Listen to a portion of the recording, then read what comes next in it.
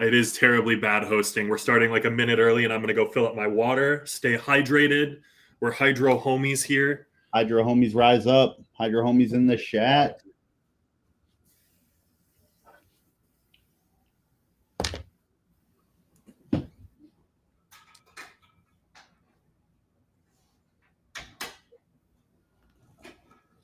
We are just water bottle lovers here.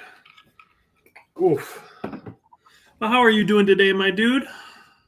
Not too bad. Not too bad. Got a list of things I'm working to figure out on our websites right now, and yeah. Hell yeah! I was gonna say, I know we've had a couple of crazy things going on this morning. Let me get this link out. I'm sending this out so we can make sure we get everyone invited. And yeah, it has been a crazy morning, dude. I will say. Yeah, you want to talk about it? Do you want to get into it? The what you've been experiencing this past couple hours? Not particularly, but now that we've kind of walked ourselves into it, I suppose we will. Yeah, we'll brief. We got hacked. We used some form protections, and one of our form protections might have gotten hacked. We might have also gotten one of our sheets lost. An old employee owned one of our sheets with logins on it, and we think something might have happened with it. So we've been dealing with a little bit of a headache. We had some frustrations, I will say. Yeah, my advice to you: if you build websites, any type of marketing, you have a lot of protected data, to make sure you're constantly making sure that data is protected. If you have logins, if you have a iPhone notepad with all your passwords on it, maybe copy and paste it into a new notepad just in case someone has access to it. I don't know. Lots of different things that can happen there if you just are too complacent with your password protection. Yeah, there's a lot of security like risks and worries out there right now. And I'm not gonna lie, man, this AI stuff, like they're gonna create hacker AI agents that are gonna target websites. They're gonna have like let's get into it. Let's get into it because I have a really, really interesting story. You have never collected Pokemon cards, right? No, I collected Pokemon cards when I was really young. Collected Pokemon cards? When I was really young. Like original, like before like second gen was even out cards. Way back when, yeah. Well, with COVID, with everything that's been going on, as millennials get into that position of like owning a lot of money, like millennials at this point are like 30 to 45. So we are adults and we have adult money now. And Pokemon was huge when we were kids. So obviously it's in a huge resurgence right now. But there's a specific website for buying and selling Pokemon cards in the United States. It's PokemonCenter.com. That website, when they do drops of new product, being millennials primarily who are interested, a lot of us are gifted at coding, can use AI to code. And so there is this rampant bot problem where bots will immediately buy up everything on a website as soon as it gets released. And so they're scalping all of the cards. And I think that's absurd because they're building bots that get by captchas, recaptchas, like all of these different like honeypots, all of these different basically security protocols that are supposed to be blocking bots and fake accounts from buying and purchasing on websites. And they're just getting too smart, man. I might need to get in on that. God. The thing is, so unironically, if we spent an hour or two, I think you and I could code a bot. Like, I don't think they're too terribly difficult. And I have no coding experience. I got that history degree in my back pocket. But dude, it's crazy out there. We need to figure out how to take like an AI and like API it to a bot on like Discord or something, and that way we can like build ourselves like an AI Discord bot for doing D&D stuff. That's what I want to do. I'm sure you can. Building Discord bots is not terribly difficult. I don't think they've got like a really good system built in. I think it's just, in all honesty, I'm going to say webhooks here. I'm pretty sure it's just all webhooks. That would be my best. And I'm sure in order to do it from like an already established GPT, like you'd probably have to pay some sort of like here's $300 to do 500 inquiries through your bot or something like that, you know? And it's Yeah. like, oh man, this is going to rack up fast. Yeah. And I mean, if you can build out your own bot, like First I step is figuring toyed. out how to build out your own AI. And Well, I was gonna say, so I toyed with Reddit bots for a while. Do you ever mess with Reddit bots? no, I Reddit never bots even were really mess. interesting. I don't even mess that much with Reddit. That's fair. I do a few subreddits on my phone, and that's about it. Mostly just notifications that come through, and then I'll read the posts. Yeah. See, I follow a couple different subreddits, but I will normally join a subreddit for like a game or something that I'm tangentially interested Yeah, in. So like I was meeting one of my marketing friends who uses Go High Level for like landing page software. And so I went and I checked out the Go High Level Reddit and read some reviews and like interacted with the community to see kind of what that community is like. Because even with like for example, we use Divi on a lot of our websites, and there's definitely a community surrounding Divi. yeah, And they can be a little bit crazy. The people who like Divi and use Divi, they're like Divi heads. They're crazy. But I think it's pretty standard when you get into like those programs and those types of software. All of that to say, bots, man, bots are crazy. yeah. However, Cody, this is not the topic of today's episode. No, it is It not. just happens to be some things that are going on in our lives that we struggle to not talk about our active ongoings. Go figure. Yeah, so today we kind of wanted to dive into a topic involving getting into the minds of your potential customers, your consumers, Yeah, clients, whatever industry you find it in, whatever term you use for the people that pay you. yeah. Your customers, your clients. Yeah. Yeah. And I came up with this topic. We were discussing this beforehand, but it was kind of spurred from talking to one of our clients, and they were like, I want to do a special for this month. And I'm like, hell yeah, I love doing specials. Let's do a discount. Let's do something. And they were like, well, no, I don't want a discount. Like, I've already got my stuff priced cheaply. My stuff is priced well. I just want to highlight a service. And I'm like, okay, that's fair. We can definitely highlight a service. Highlighting services is definitely like good marketing. You want to be able to highlight something. But I have to have the conversation with him about what the client sees. So if Yeah. I'm a client and I am looking to book something, and this for example, if I'm looking to book a massage of some type, what do I want to see? What do your clients want to see when they book a massage? Things like that. And there's a very different logic that you get when you're a customer as opposed to like someone who does the service. You know what I mean? Yeah.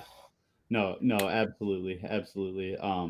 It especially like the client you're talking, or our client that you're talking Yeah. about, has been in his industry for a very long time, Mhm. you know, and I think that there is a lot of benefits to that, but then I think the negative is it's hard to see it from the other side.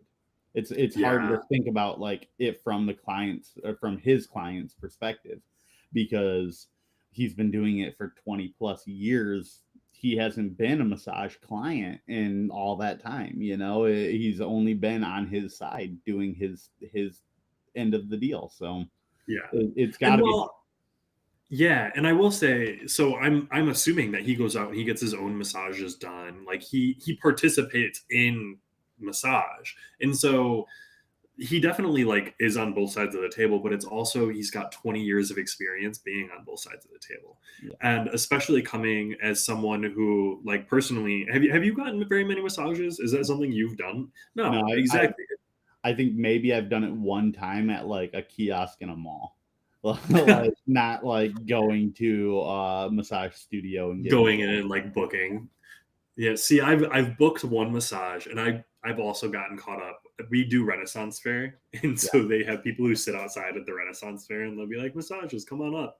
So I've definitely been caught by one of those. But yeah, I do think it is. It's difficult when you get deep into your field to recognize what someone who, in our position, we don't know very much about massage. When we brought on this client, I had to do a lot of research just to kind of understand all the different types of massage that there are, the different like comfort levels, the touch levels, how like rough or smooth or light or hard the touch is, what is included with each one. And this is a lot of basic knowledge if you're a massage therapist, but if you don't get massages, you have no idea what you're doing. Yeah. And I think that's our client got a review recently on his website. It was a great review where it was someone saying that they came in and they were like, "Hey, break my back, like wrench on it, do everything you can." And he's like, whoa, that's not the process here. He's like, I get that you think that that's what you want right now, but let me do my thing. Let me be the professional here and take it slow and easy, get you there, and you're gonna feel way better at the end of this thing. Yeah. And they agreed with that in that review. They were like, yeah, no, and he was right. And he was absolutely right. He knew what I wanted. And I think that's really important to be able to do. I think it speaks to the skill of the business owner, first of all. Like let's snaps for that, because you should 100% know the type of client that you're going to get. And when those clients come in, you need to be able to interact with them, because obviously he's dealt with the client not knowing what to do, but also he's not over here booking himself. You know what I mean? He's not going through the process of like, what do I need to do to sign up and get booked? Yeah. So, what do you think some of the differences are when you're like looking at these services and you're looking at booking that the owners don't necessarily like think about? Like, how do I put there's obviously the knowledge that the owner has. Like, yeah, sometimes like we'll find that the owners maybe don't give us very good descriptions for the service for us putting on the website, and we have to be like, well, we don't know what this means as well as you know what this means. So like, can you give us a little bit more of a thorough breakdown on this? So because if we as someone who's been talking to you for the past month and working with you don't know what this means, a client who has never met you isn't going to know, or maybe has never done anything in the industry, they aren't going to know what it means either. And and I think that it's basically like it's a change in logic. If you're a customer, you think about things differently than a business owner. If you're a business owner, you're thinking of, okay, this is my basic service, this is my elite service, and then this is my professional highest tier service. And obviously the second tier is going to have this, and this, and the third tier is going to have this, and this in addition to it. But what does that actually mean for the customer? Does the customer know what the benefits of those extra, oils, add-ons, if those extra, facial treatment, this particular brand of whatever you might be using, do they know the benefits of all of that before you see them, or no? And I think that's a lot of like the break between customer and, business owner, where it's like, hey, I don't know what I want when I want a massage. I know that I have this type of pain and this type of issue. And there are a lot of different ways to address that in your like checkout process in your POS. In that gap of knowledge between you as the business owner and your clients is an opportunity. Don't look at that as like oh no, this is a bridge we have to figure out how we're going to cross. Use that as an opportunity to showcase your knowledge. Use that as an opportunity to teach someone. That way they're getting value just from hearing you talk, not even from the service. Just from interacting with you, they're getting value, and that is going to bring them back in the long run. Yeah, and I mean, there's an issue that I've run into with business owners where they maybe go to the opposite end of the spectrum. It's like they describe at a very high level, like, this is what it is, and everyone knows what that is. And then they go the opposite end and they're like, they get way overcomplicated. They get really deep into the weeds of like, this is exactly step by step of everything that you need and want. And we're going to address this muscle group. And then you're going to leave feeling this, and this. And that can be very beneficial. It's just also worth noting that customers aren't going to read it. It's every person is unique. Everyone takes information very differently. You and I have talked about this already today at one point, where it's like, I don't take in information the same way you do, and so there may be some people out there who are like, yes, give me those nitty gritty details, those things that are super complicated that someone else maybe will go in one ear and out the other. It's all really about reading I think one of the biggest skills you can have as an owner of a business is the ability to kind of read, engage your like whoever you're talking to in any situation. It doesn't even have to be in the business environment. We our owner of our company does a great job of like he finds ways, like he'll come to us like randomly and be like, hey, I was just talking to my neighbor and he may be interested in getting a website built. It's like, what the fuck were you talking to him about? Like, what was the context? Website, it's like, how did this get brought up? What is the business? Yeah. And but like there's that level of like, not only is our owner able to like mention the fact that we can build a website in just about any conversation with anybody, he can also paint it in a way that no matter who he's talking to, they'd be interested in, are able to see the benefits. Now, some people, he maybe gets into the details where he's like, yeah, we can get you on SERP rankings, we can get your SEO optimized, all of that. And some people, you just be like, we'll make it look real pretty, like. And those are two very different types of clients, and sometimes they even want the same thing. Like I'll be real, interacting with a couple of our different clients. I've definitely had the client where they come in and they're like, hey, I just want a really pretty looking website and I want to show up on Google. And I'm like, okay, awesome. Let's make you a pretty website that does the cool thing that you want it to do. And then we'll rank on Google, and that's phenomenal. And then we also have clients who come in and they're like, hey, so I want to rank number one on Google for this particular term. I have this company. I want to optimize for this. And I'd like this many articles focused on that. They come in with a checklist of things that they want to accomplish. And it's like, okay, we can definitely do these two different things, but those are two different types of clients, just like you in your service-based business. Do you find yourself tailoring the way you do your pitch to like 100%. So it's, the thing with GoodRep, and the thing that I think we're really, really good at as a company, is we have the capabilities to do almost anything in the marketing field. If you want to run a physical mail campaign, we can do that. If you want to run an email campaign, if you want to run ads on Facebook, if you want to run meta ads, if you want to run TikTok ads, if you want to film a video, if you want to film short form content, if you want to rebranding for a new logo and new color design, we can do all of those things. And we're very much, and this is why I like to describe us as like boutique, because we can tailor all of our like resources, what we're able to do directly to you. And what that includes, what that might mean for you is, hey, we already have a lawn care company. They already have a CMS, a customer management system. We just want a front-facing website, and we want you to optimize our Google business profile. Great.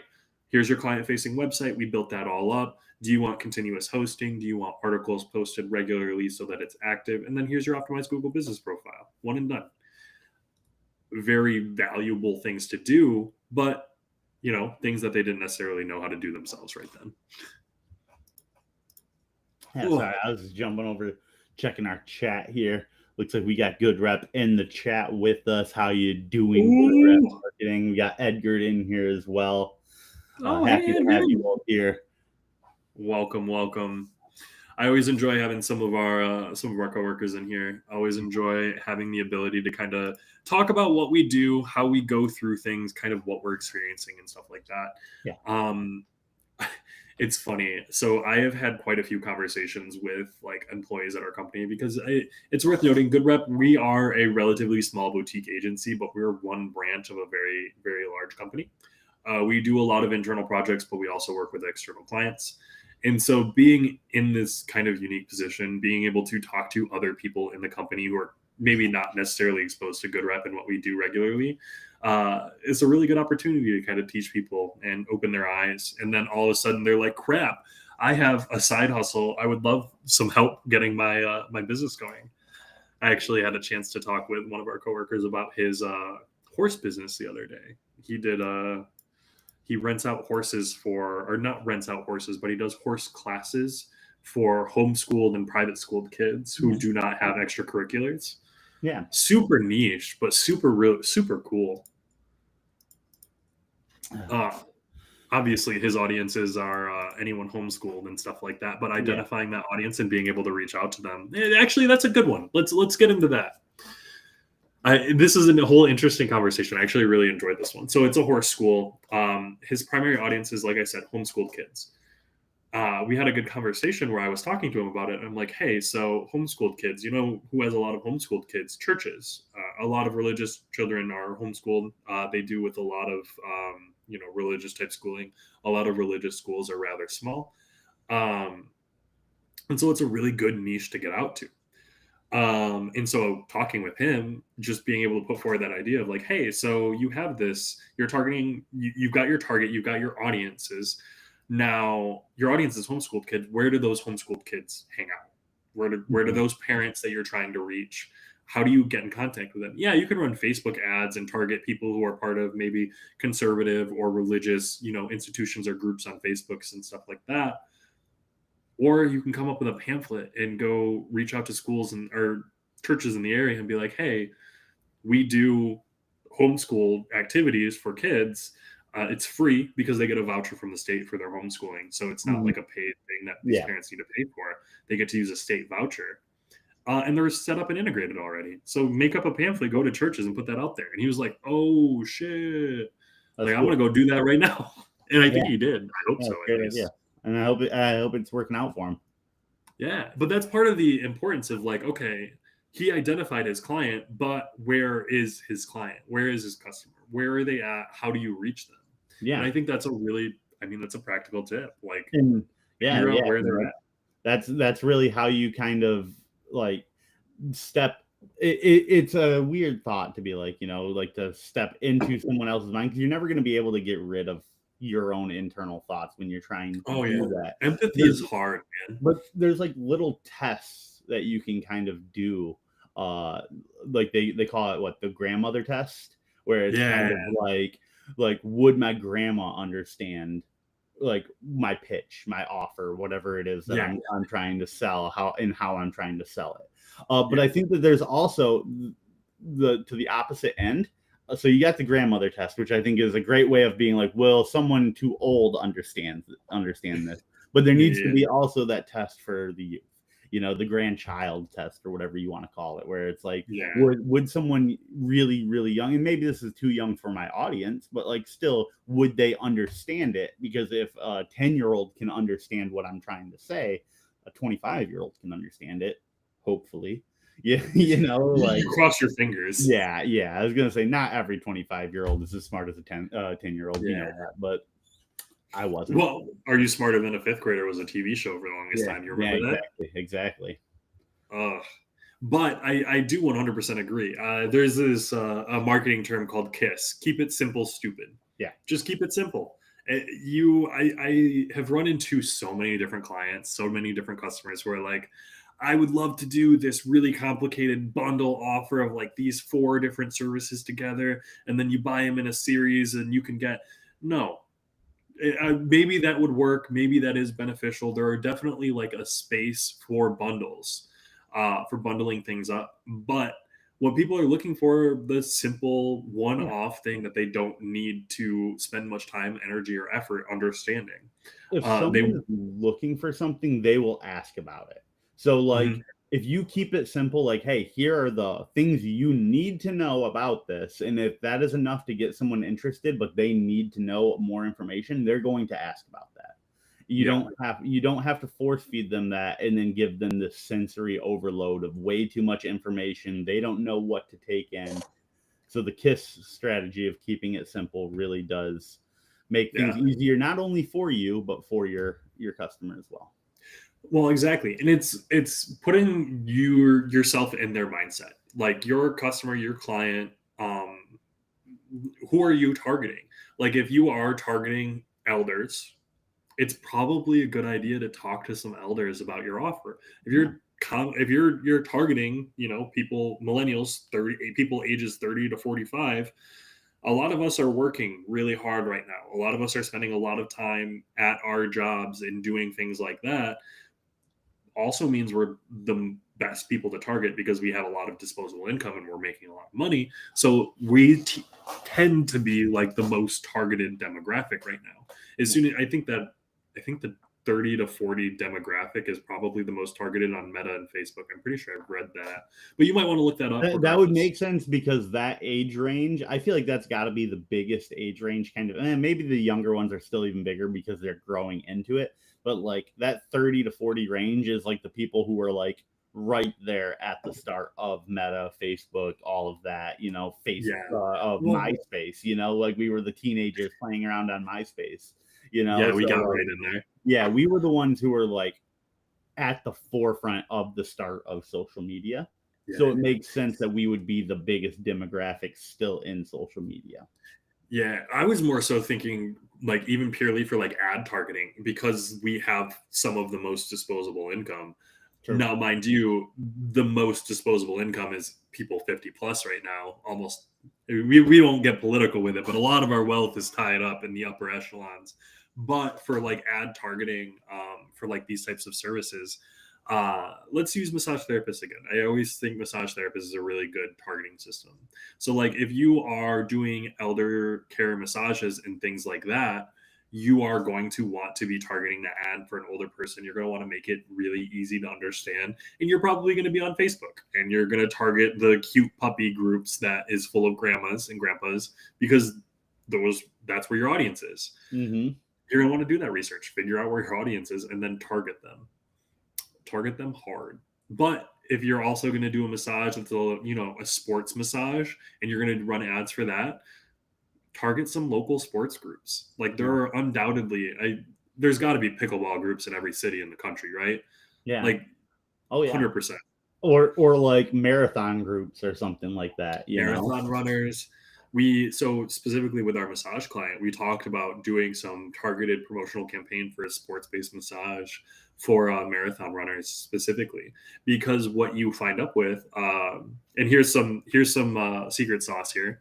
In Facebook on Meta, when you start targeting ads, you are able to target based on Facebook group.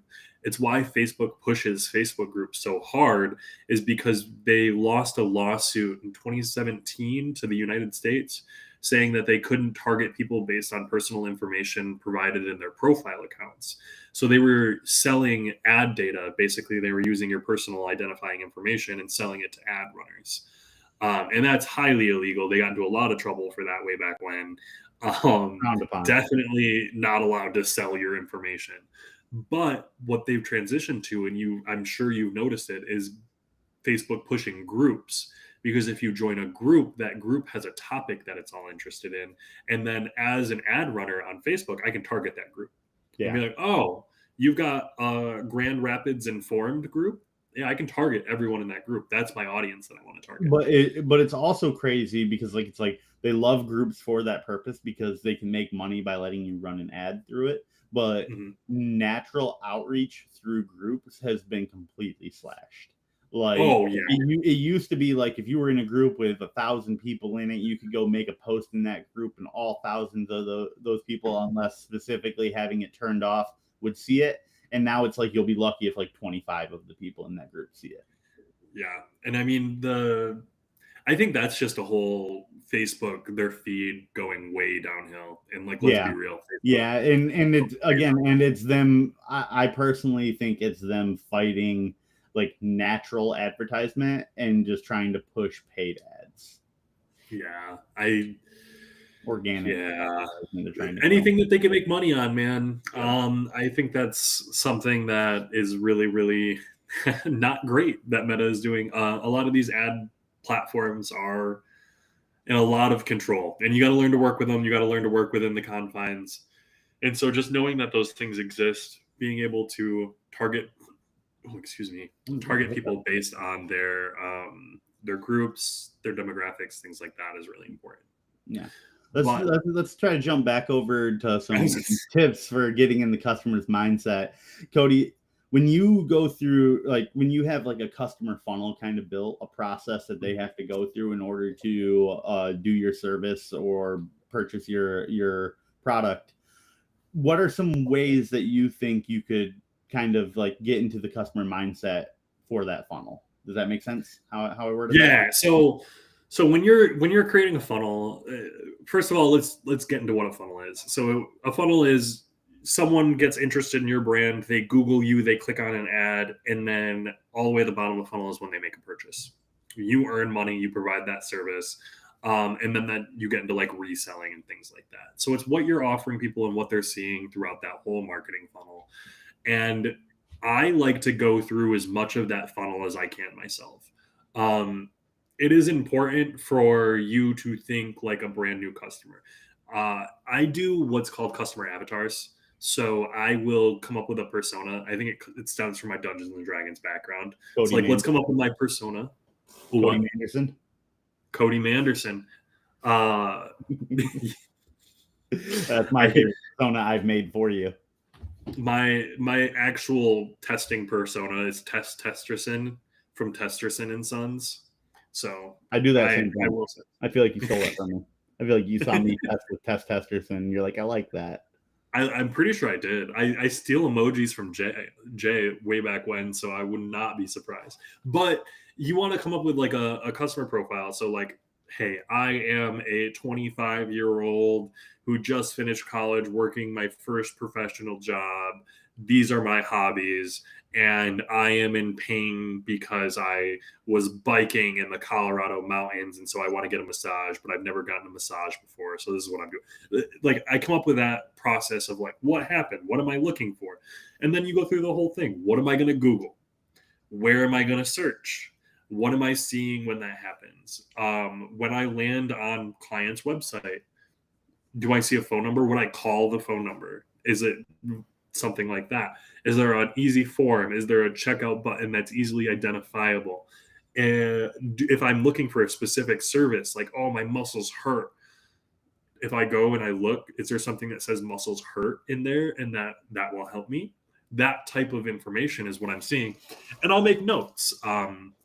Hey, so I looked at everything on mobile. Was it optimized? Hey, I called the phone number and there was a delay before it actually rang, and it made me think it might have been fake. If I didn't know better, I probably wouldn't have finished that call because it sounded weird. I need to figure out how to fix the whatever. When I fill out the form, it didn't send me a verification email for 10 minutes. So what's going on with that delay? Those types of questions I think are really important for you to ask and experience. Mm-hmm. And so that's what I would do personally. Have you ever done an avatar? I mean, I've done a lot of like testing forms and stuff like that on the sites that I build. Yeah. And you know, I've there was a little bit there where I was programming phone trees, you know, and like my voice was the one on those. So it was like, hey, thank you for calling so and so. Press 1 to go here. Press 2 to go here. And so like, you know, I did a lot of like that kind of going through it. I've done a little bit of corporate espionage, where I created a character. I created Ron Fogel and went through and talked with. Yeah, if you ever hear someone named Ron Fogel, he's fake. Maybe. Sorry. Well, there might be a real Ron. Yeah. Sorry to any Ron Fogels out there that I maybe just called fake. But if you see one of a tall, slender, dark-skinned man holding keys like this, that one's fake. That one's a fake. But yeah, that was for testing opponent and competition funnels, right? Exactly. Yep, that was exactly what it was. You know, I was just trying to get a little bit of information on some competitors and stuff. And well, and I'll be real. I think that's extremely good practice. Yeah. Like, I will 100% admit that I have gone into competitors, filled out their forms. Yeah. And it's worth noting, like, I get our competitors filling out our stuff all of the time. Yeah, absolutely. I probably had. Go ahead. I realized I also like I didn't make like a fake name or anything or like a fake personality or nothing, but I did when I worked at an apartment complex up in my college town. There was like we used to like all the different complexes. They at least like work together in the sense where we called and be like, hey, what are your rates? You know, so that we know how to like be competitive and whatever. And we all kind of did it, but one of them stopped kind of doing that with us. And they were like, yeah, go there and pretend like you're interested in getting an apartment. And it was hilarious because like I went there and the employee at the place we were going to used to work at the one that I worked at, and she's like, fuck are you doing? Is that? So I'm sorry. Is that illegal? I don't think so. What Isn't that rent? to go Isn't that to rent go fixing? ask about a apartment complex? No, not what you did. I mean, the apartment complexes all talking together to make sure that their prices were competitive.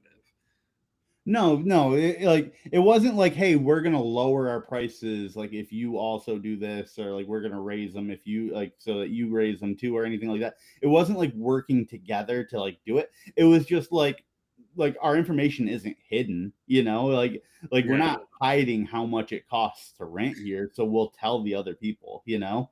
And yeah, yeah, and that's just kinda how that works, in a small college town, when you have 6 different apartment complexes that are like the 6 major ones, they're gonna talk to each other. They're gonna know each other. yeah. But I I feel went to like a that's a small college town. I didn't go to like U of M, Ann Arbor with a billion different apartment complexes and stuff. I had 7, I think, like yeah. 7 But different complexes, and 2 of them were owned by the company I worked for. So yeah. doesn't that like strike you as kind of like I would be worried about apartment complexes talking and being like, okay, for the next school year, any new leases are going to be $50 more. Let's all agree to raise our No, prices see, together. that wasn't how it was. It like there was still But could it have predatory. been? Like we weren't That's working what I'm saying. together. Yeah. I mean, which I'm sure happens some places, but like our prices and stuff like that were never decided. They weren't even decided by management in our own building. We had like Oh, it was decided by some company. VC like in Yeah, that was California, it. I'm sure. Yeah, exactly. So didn't matter. Even if we never did our corporate research into the other one, like it was more for our pitch of like when someone would come in there would be like, yeah, and here are some of your other options, but this one is running this much, so we don't recommend that. Or like Oh you yeah. don't get a washer and dryer at this one, so we don't recommend there. And you know, It's the sales pitch. I got yeah, you. it's knowing your competitors enough to like be able to say why you're better than them. Yeah, yeah. Um, I think the statement of like, "Oh, they talk," like, I don't yeah, that I could we see, would even if communicate. it's not, it might be. It Yeah, has the ability to yeah, be that, and yes, that's what I think gets me. But if it's I mean, if you're desk employees, like, how do I best make a sale? Sure, I'm yeah, not too worried about that. It's when the VCs in the back end are like, "Hey, we own all of the apartment complexes near Central Michigan, so yeah. If we're we gonna all raise all our agree to prices, raise then rent." they'll have to do it. Like yeah, no, Yeah, I get what you're saying, and that's when you start getting into that like monopoly kind of like exactly. yeah, When billionaires they all helping start price billionaires fixing kind of together. situation. Yeah. Yeah. But anyways, getting back into it, some fixes for people who might be overcomplicating their offers, who might be, maybe including too much information at the start, not enough in the middle, and not enough at the end. Can you think of a few ways that they can do a little bit better with their offers? A couple of things that they can, quickly take a look at, double check. They run through their offer, they notice that there are some things that they can add in. Here, what are some ideas? Yeah, so from my end, I think giving them solutions to like understand a little bit better is like the easiest way to do it. And what I mean by that is like things like if you can have like web bots on your website that will like chat bots or something that can maybe Mhm. talk to them and help them get through it. If they do better talking to a real person, make it so like you have a phone number in your header that they're never more than like one page scroll away from being able to click and call on the spot. Same with Yeah, an email if they want to email you. However, they're most comfortable reaching out to you. Always have them try and be one click away from contacting something that can help them. yeah. And I think that's the important part. One click away is really important. A lot of people, a lot of client sites that I've seen, especially when we're just starting out or they're just starting out their business and they're somewhat new, I'll find a website that is either really basic, one page, no links, nothing, or extremely complex. And all of a sudden it's like 5 clicks deep until I can find a form. And I'm like, what's going on here? Mm-hmm. Everything should be surface level. Like when you think of a website, you want to think of like the homepage up here, and then it branches down to a bunch of different categories, and then boom, you go to a category. So you can click on a category, and then there's one page. boom, 3 clicks deep maximum, 2 clicks deep to get to any web page. Hold on, I want to see if I can find an image for you here. There's an image that I saw once in a video kind of talking about sitemaps and like Yeah. the proper way, and like they took a sitemap and they turned it into a web of like pain points, and like from your home page, like it branches out to like how many different websites are from there, then how many of them branch from there, but then they have it linked back to the home page or to your sitemap. And I'm just trying to find that image because it's like really complicated, but it paints a good picture of how you should format it. But I'm not seeing it here. Yeah. Well, while you take a look for that, it's very much just the idea of clearing up your offer, making sure that it is identifiable, making sure that when people want to find information, they're able to find it. So it's making sure, like, if you have manual lymphatic drainage massage, have an article written about it, have a description of what that service is, what is included, so that people can better understand it. The answers exist on your site, and I think that's really important. But while Jordan continues to look that up, I'm about to give up here in about 2 seconds here. Oh, okay. Well, do look it up yourself. Look at different sitemaps, especially when you are like interacting on a website or like a potential, like you're booking something out. You go to a restaurant website. I think restaurant websites are pretty good when you start looking at them. How far do you need to click to find the menu? Because when you go to a restaurant website, what are you generally looking for? Yeah. Maybe that's different for you. For me, when I go to a restaurant's website, I just want the menu because I want to look at the menu before I go in person. A good test. And so I will. Where do I find it? Is it easy for me to find, or do I have to fucking go to a menu and click 3 deep, or what? A good test would be to come up with something on your website that you want to get to. Don't go to the website and get to it. Just come up with like I want to try and find the price for this service that I know I offer, and it's somewhere on my website. And then go to your website and see how fast you can get to it. See how many mistakes you made trying to find it. Mm-hmm. Make note of them, and then come back and fix them. Well, and it's worth noting, if you have the opportunity, ask someone else to do it for you. Yes. Tell them what you're looking for and be like, hey, will you go to my website and try to book lawn care? Will you go to my website and call me? Will you go find the phone number on this website and call me from it, and how long that takes you? I think that's the best advice. I think having an external someone go through it and then provide you feedback will be the most valuable test of if your website is easy and optimized for a consumer to get through. Yeah. And there's you're never going to be perfect. There's a lot that you can do on these types of websites. Some people are going to have poor advice. Don't do everything that people say. Some people are going to have a lot of thoughts that are just not relevant. Identify the pain point and then solve the pain point.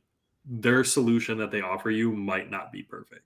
So like, oh, I was trying to find a way to call you, but I couldn't find your phone number. You should definitely have your phone number like in the title of your website. Maybe not. But the problem was they couldn't find your phone number. Is there a spot where you can put your phone number so it is more easily identifiable? Is there, instead of having it in the title, put it in the meta description or something like that, so it shows up. Make sure that it's consistent across all of your whatever. But pro tip, secret sauce. Let me drizzle a little bit of sauce on it really quick. When building a website, you can very easily always have an extra little header right at the top of your main header that has your phone number, your email, and your address in it. Yeah. It's the easiest thing to do. Just put a bar up there. Make sure it's click to call, click to email, and you should be good to go. Yeah, and then I also recommend making that click on the address also go to your Google Business Profile map location. Yeah. And yeah, man, honestly, I feel like there's a lot that goes into optimizing for your clients. More than anything else, I think it's just a mindset shift. Like, I'm trying to think of, and I've given a couple of different examples of things that we've done for clients here, but it's a really just a decomplication of things. Like Do you have clients any will examples? overcomplicate things. They will try to be very specific, and they're like, "Hey, if X, Y, and Z all happen, best deal ever. It's a phenomenal thing." And it's we don't want to do X, Y, and Z. We just want to do one thing and have that one thing be a deal. Yeah. Do you have any good examples of experiences you've had as a client where you're like, Oh, y'all need to fix this and make this easier? oh, 100%. Now, there's a couple different examples. The first one that pops into my head was parking at Ren Fair, which I think is hilarious. So let me tell a horror story real quick of parking at Renaissance Fair here in Holly, Michigan. Renaissance Fair, they have like a festival grounds. They use the same festival grounds every year, and they have parking in like a field. Before the past 2 years, they would have volunteers who would come out and handle parking, basically directing people. And it was kind of they would come around and they would collect cash payments, or you would pay with your ticket or something like that. Mm-hmm. The whole system was awful. You couldn't prepay for tickets. When you parked, you had to go find someone who was carrying around a sign. You are at Ren Fair, which is an extremely busy, extremely packed event.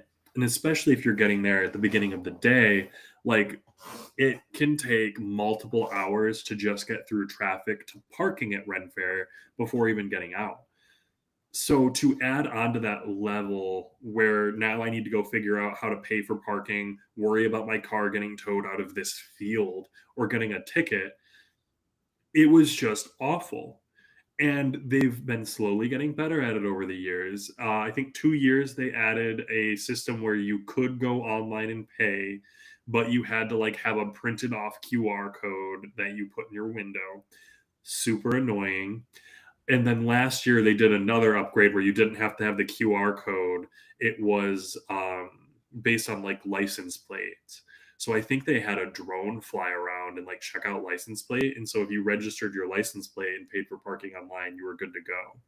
Hmm. They might have had someone like manually going around and checking it, but the whole system before the last year, miserable. Oh, it was Yeah. the most miserable thing in the world because it just didn't function. And I Right. think that's one way of like interacting with it is it's not functional and it doesn't make sense. Yeah. So if something's not functional, it doesn't make sense, and that's the best you could do, that's not good enough. You need to do better. Yeah, no, absolutely. I recently had an experience. I play MMORPG video game. I won't say which one. I'll only say it's been the biggest one in existence for the past 20 years. But yeah, Fortnite? yeah, Fortnite, that's the one. And but like Favorite I play MMO? that, and I recently like I went to purchase for a friend who plays it a basically like 2 month subscription to the game. And I went to like pay for that, and I submitted it and gifted it to him. But I gifted it to his like backup account that he has for like playing Overwatch with other friends and stuff like that. And I was like, oh no, like this is like $30 that I just gave to an account that doesn't play this game. Isn't relevant. Yeah, and I spent probably 30-45 minutes just going in circles on their website where it was like issues with purchase, click here, you click here, then it takes you to like a forum, and then in that forum it's like, oh, if you need to do this, like if you're having an issue with this, click here, and you click here, and then it like took you back to like the first thing, and there was no like talk to someone or open a ticket anywhere that I could find. And like it's crazy because I've been playing this game for 20 years, and Yeah. it's like back in the day I used to be able to open a ticket in the game and be like, and then you would talk to like in game, you would like talk to a developer, and like like I remember having conversations with them when I was like 15, and now it's like I can't even figure out how to submit an issue.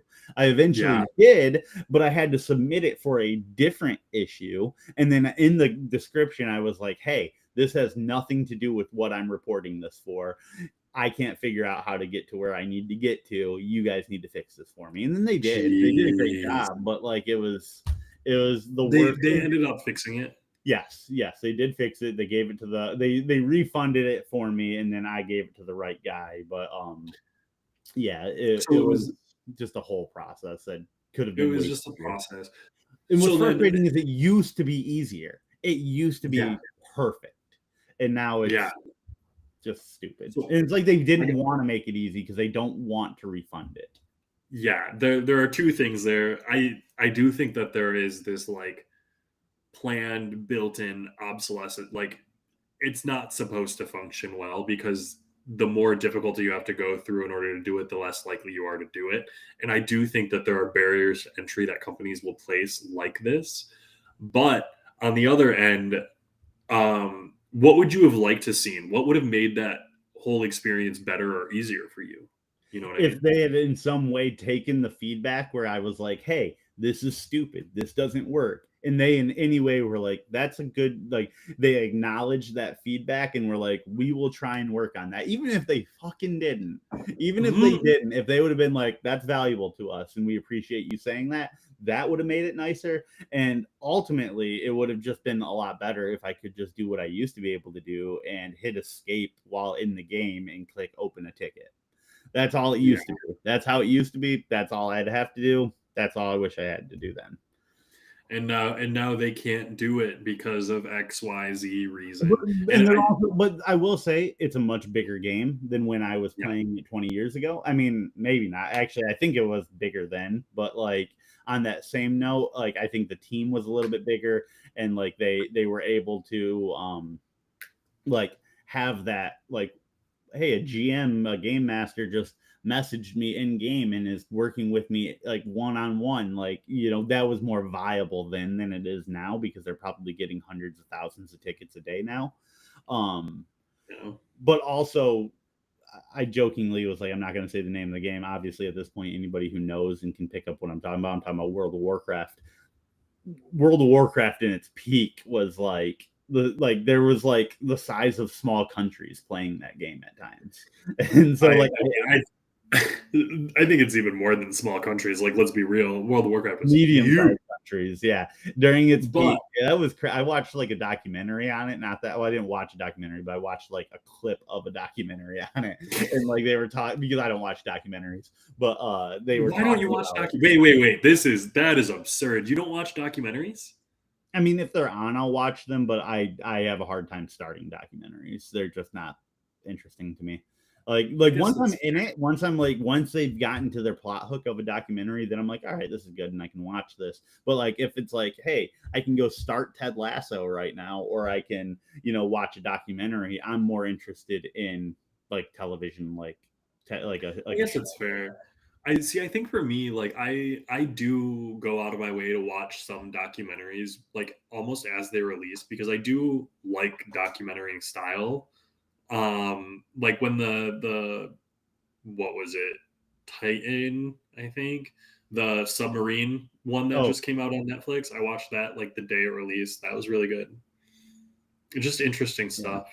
And then again, I also just like that stuff. I enjoy the things documentaries are on. I don't watch a lot of the murder docs, I will say, but yeah, I watched the Diddy doc. Did he do it? I don't know what it was. Did you? Was that good? I watched that. I didn't choose to watch that. I was up north when my brother was up north, a couple months ago, and he was the one who turned it. My brother's a big documentary guy. My brother's a big, whatever he wants to watch is what's going on TV.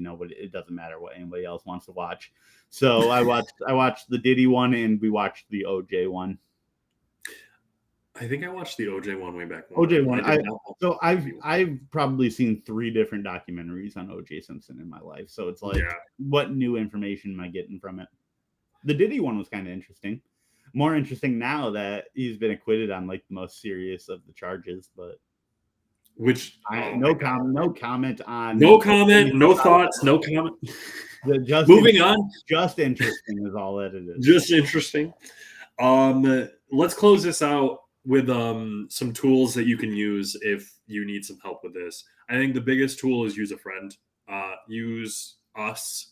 If you want someone to look at what you've got going on, yeah, do the point, because I'm going to get the link going. Come check us out. Go to rep.media. If you want someone to go through your funnel, I will spend 30 minutes with you on a call going through your funnel. We will do that together. I would love. No, it's down. We're down. No, I'm pointing to you now. I'm pointing to you now. Okay. But that's probably your best resource, honestly. Have someone go through your funnel, take some time looking at what it does. And yeah, definitely spend some time doing that. Some other tools you think you use, Jordan? I'm hesitant to say it, but AI will probably be able to help you, at least in a sense.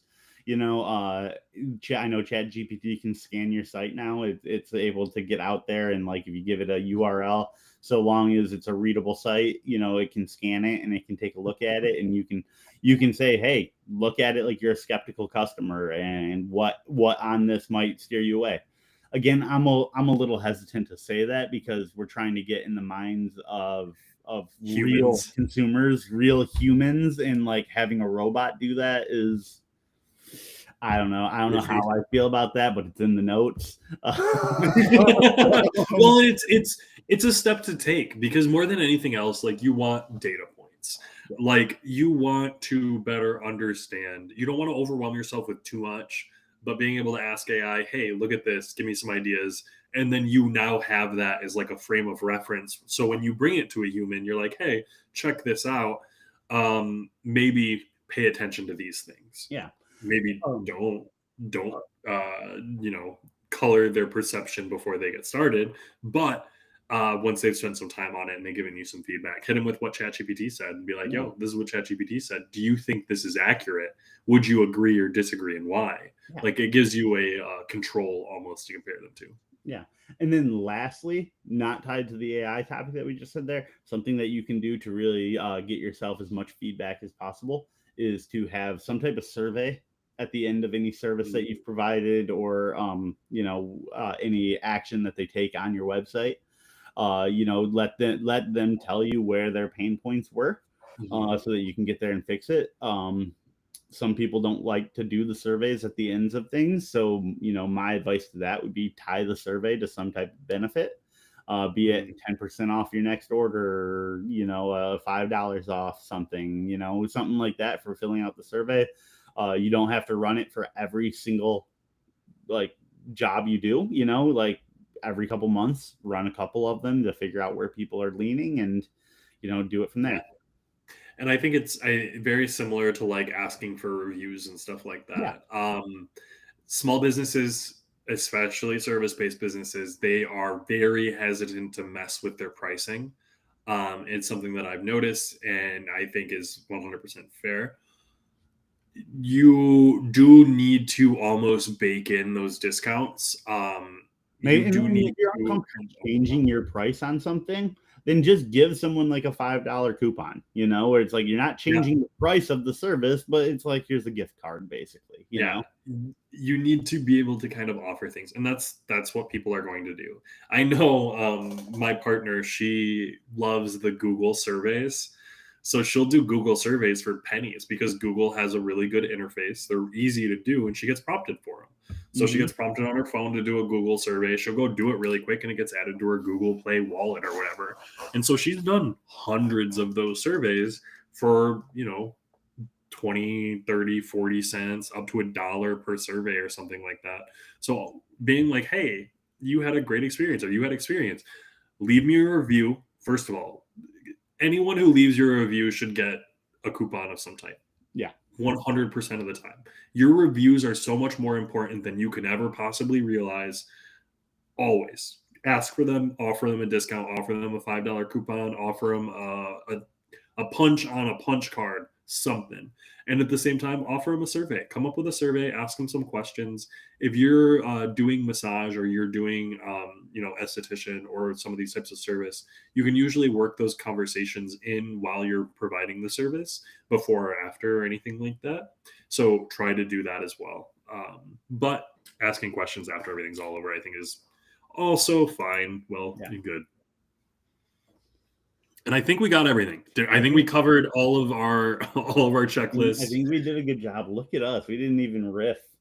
You know, we didn't riff too much. we had a few moments there where we kind of branched out based on the topics in which we were talking about that led us there. But I think for the most part, we covered everything we wanted to say there. I think anybody who's stuck around for this whole hour is leaving with some good information, and maybe is a little bit more open to stepping into their customer's shoes and kind of seeing things from their perspective a bit.